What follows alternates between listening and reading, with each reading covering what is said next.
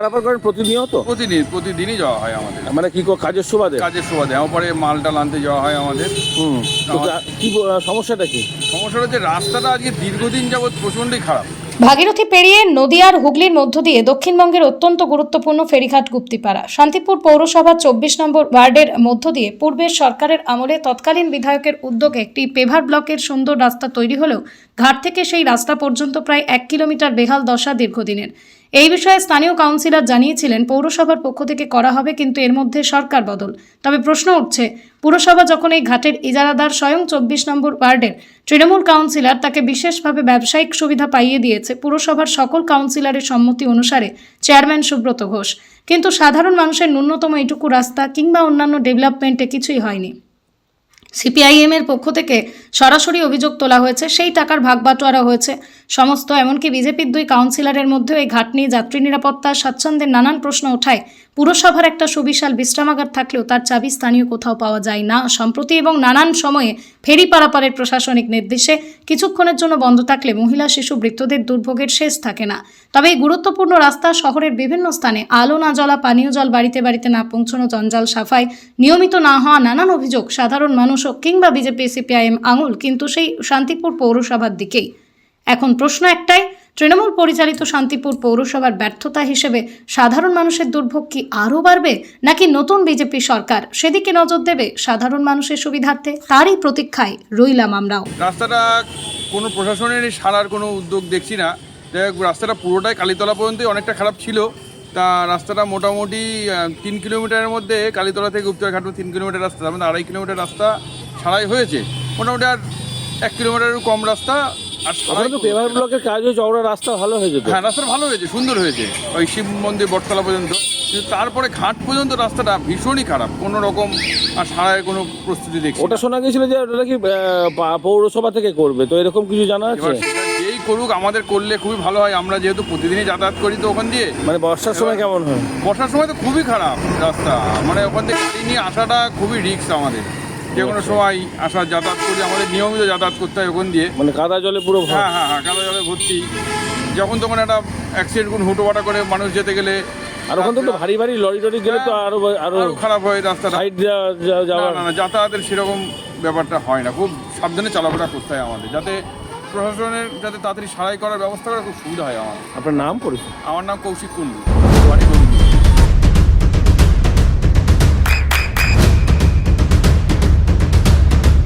বৃষ্টিতে স্বস্তি। বৃষ্টি অ্যাকোয়া, বিশুদ্ধ পানীয় জল। থেকে যেটা বড় রাস্তা করা হয়েছে, সেই রাস্তার যে সংযোগস্থল একটা অংশ, সেটা শোনা গিয়েছিল যে সেটা মিউনিসিপ্যালিটি নাকি করবে। মানুষজনের খুব অবস্থা খারাপ, রাত্রিবেলা অন্ধকারে 1 হাঁটু জল হয়ে যাচ্ছে, দুর্ঘটনা ঘটছে। কি বলবেন রাস্তা প্রসঙ্গে? পৌরসভা আমি শুনছি যে আজকে পৌর পরিষেবার একটা বেহাল অবস্থা গোটা রাজ্যের শান্তিপুরে দাঁড়িয়ে চলছে, এবং পৌরসভার গোটা কাজ একদম পরিষেবার কাজ পর্যন্ত বন্ধ হয়ে গেছে। জঞ্জাল সাফাই করা, ড্রেন ভেঙে গেলে সংস্কার করা, রাস্তা গর্ত হয়ে গেলে সেই গর্ত ভরাট করা, এটা পৌরসভার অন্যতম কাজ, দৈনন্দিন কাজ। কিন্তু দৈনন্দিন কাজ করবার মতো অর্থ নাকি পৌরসভায় নেই, আমি শুনতে পাচ্ছি যা। কিন্তু আমার প্রশ্ন, এই যে গুপ্তিপাড়া ফেরিঘাট আপনি বললেন, যে ফেরিঘাটে ঢোকার মুখে যে রাস্তাটা, আমিও দেখলাম রাস্তাটা জনগণের যাতায়াতের অত্যন্ত অসুবিধা হচ্ছে, কিন্তু গুপ্তিপাড়া ফেরিঘাট থেকে বিরাট পরিমাণ আয় পৌরসভার কোষাগারে জমা পড়ে, বিরাট পরিমাণ টাকা পৌরসভার তহবিলে আসে, এবং যে টাকা 3 বছরের জন্য 4,16,00,000 টাকায় ওই ঘাটটাকে ইজারা দেওয়া হয়েছিল। কিন্তু কেন, কোন একটা অদৃশ্য কারণে 2,08,00,000 টাকা ছাড় দেওয়া হলো? আজকে যদি পৌরসভার তহবিলে 2,08,00,000 টাকা থাকতো, তাহলে পৌরসভা এই কাজগুলো আজকে করতে পারতো। ওই ঘাটের যাওয়ার মুখের যে রাস্তা, সেই রাস্তাটা সংস্কার করা পৌরসভার পক্ষে অসুবিধা হতো না। পৌরসভার কর্মচারীরা মাইনে পাচ্ছে না, মাইনে দিতে অসুবিধা হতো না। সরকারের মুখাপেক্ষি হয়ে থাকতে হতো না, কখন সরকার টাকা দেবে তবে কর্মচারীরা মাইনে পাবে, এইরকম অবস্থার পরিবেশ তৈরি হতো না। একটা রাস্তা সারাই করতে পারছে না, রাস্তা গর্ত তৈরি হয়েছে, ড্রেন ভেঙে গেছে, সারাই করতে পারছে না। আজকে আলো জ্বলছে না, রাস্তার ল্যাম্পগুলো খারাপ হয়ে গেছে, আলো জ্বলছে না, বলছে পয়সা নেই। সরকারের মুখাপেক্ষি হয়ে আছে পৌরসভা। ফলে পৌরসভার যে টাকাটা ফান্ডে আসার কথা, পৌরসভা একজন ইজারাদারকে খুশি করবার জন্য চেয়ারম্যান এবং পৌরসভার 24 জন কাউন্সিলর, এই 24 জনের মধ্যে 2 জন বিজেপির কাউন্সিলর, তারা সর্বসম্মতভাবে এত ভালোবাসা কি করে হচ্ছে ওই 24 নম্বর ওয়ার্ডের কাউন্সিলরের ভাইপোর প্রতি হলো, এটা শান্তিপুরের নাগরিকরা জানতে চায়। কেন তাকে 2 কোটি 8 লক্ষ টাকা ছাড় দেওয়া হলো, এটা শান্তিপুরের মানুষ জানতে চায়। অথচ সামান্য ব্যয় রাস্তাটা হচ্ছে। কিন্তু হচ্ছে এই টাকা দিয়ে তো অনেক কাজ করা যেত। ফলে হচ্ছে আজকে চুরি দুর্নীতিতে পড়ে আছে, ওটা দুর্নীতিগ্রস্ত, লুটপাট করে খাচ্ছে। পৌরসভা হচ্ছে জনগণের স্বার্থ, মানুষের স্বার্থ উপেক্ষিত হচ্ছে।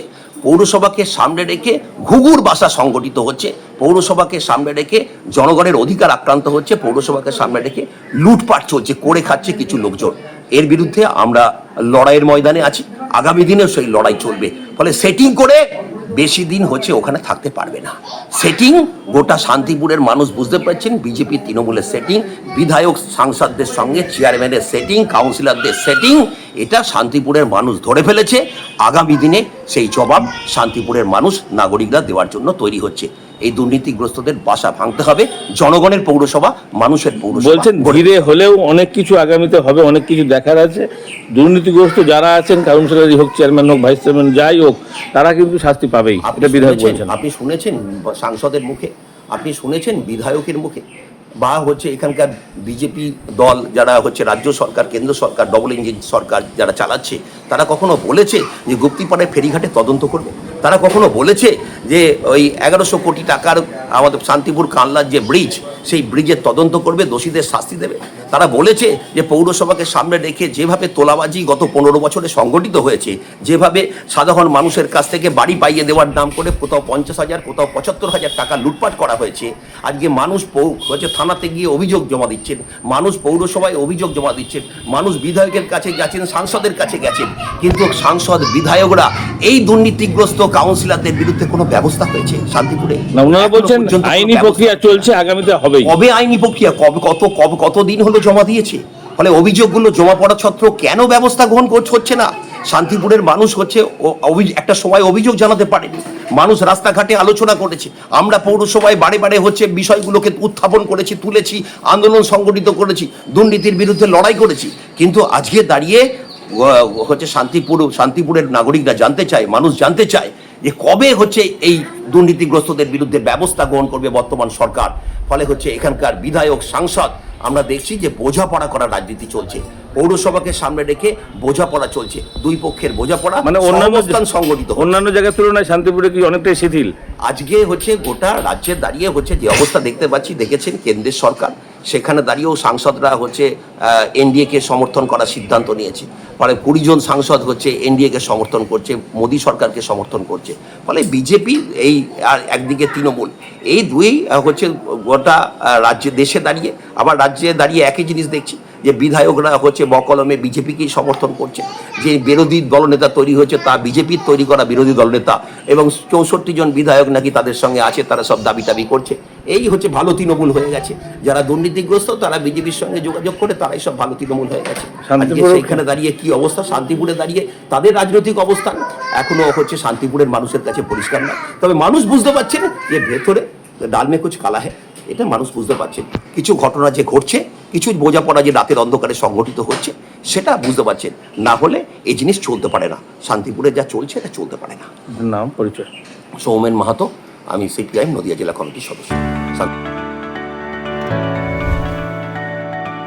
চোখের যত্নে এখন আরও আধুনিক এক ঠিকানা, স্বদেশ আই হসপিটাল, চাকদহ।